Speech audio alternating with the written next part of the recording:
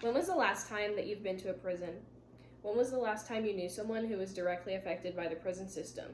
When was the last time you even drove past the local jail?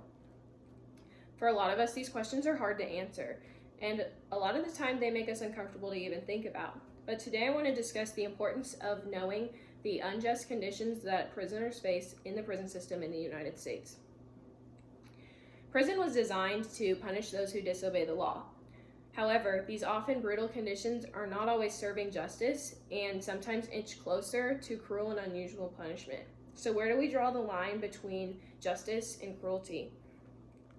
Eventually, prisoners will be released back into society, and what type of people do you want to be around? Today I want to specifically talk about the length of sentences, women in prison, and education programs. First, I want to talk about the length of sentences. I'm not saying that prisons should not exist, because according to Gillett Edelman, 54% of prisoners are imprisoned for violent crimes, which means things like murder and rape. And these people should definitely be punished for their crimes. However, since the 1990s, the length of prison sentences have increased drastically. Sometimes we hear of people who are charged with murder and only given a 15-year sentence. And we think that that's a light sentence, when in reality 15 years is an extremely long amount of time. Jennifer Gonnerman suggests that maybe in our search for justice we have lost perspective. A group that's affected by this primarily are women. Women in prison experience higher rates of physical abuse, sexual abuse, substance abuse. They have more medical problems, and there's a presence of more mental health disorders, according to Megan Quattlebaum. Megan Quattlebaum also states that this severely impacts the children that are left behind.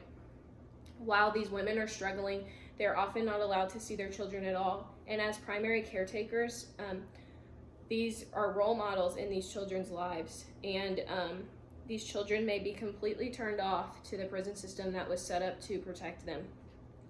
Female jails and prisons have fewer services, counseling, healthcare, rehab programs, and educational programs, according to the Correctional Association. This is especially concerning because female prisoners have a very low recidivism rate, which means that they're most likely not going to go back to jail. That means that they will stay in society after they have served their sentence.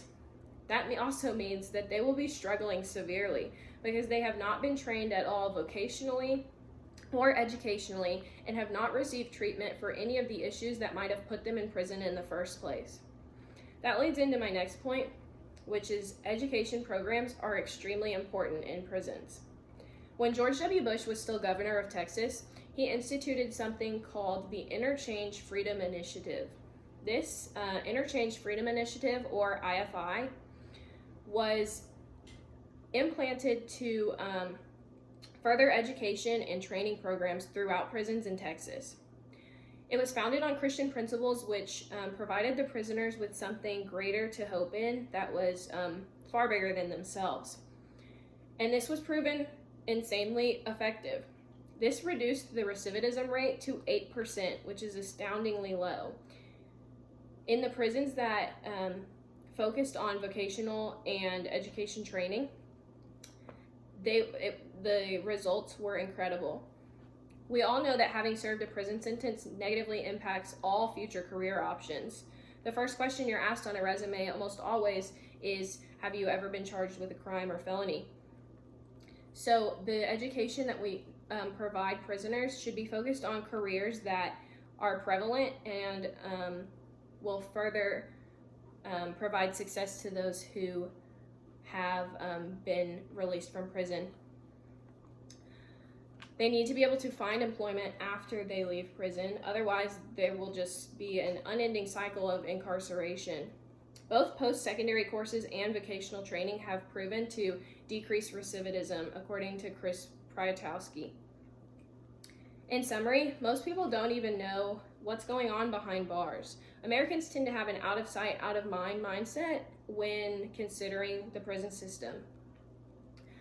The prison system should not be ignored, however, because it directly affects us whether we realize it or not. These people will be released into society eventually.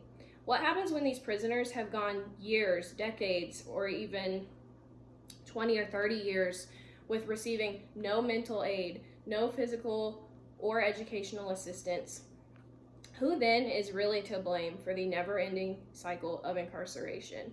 Thank you.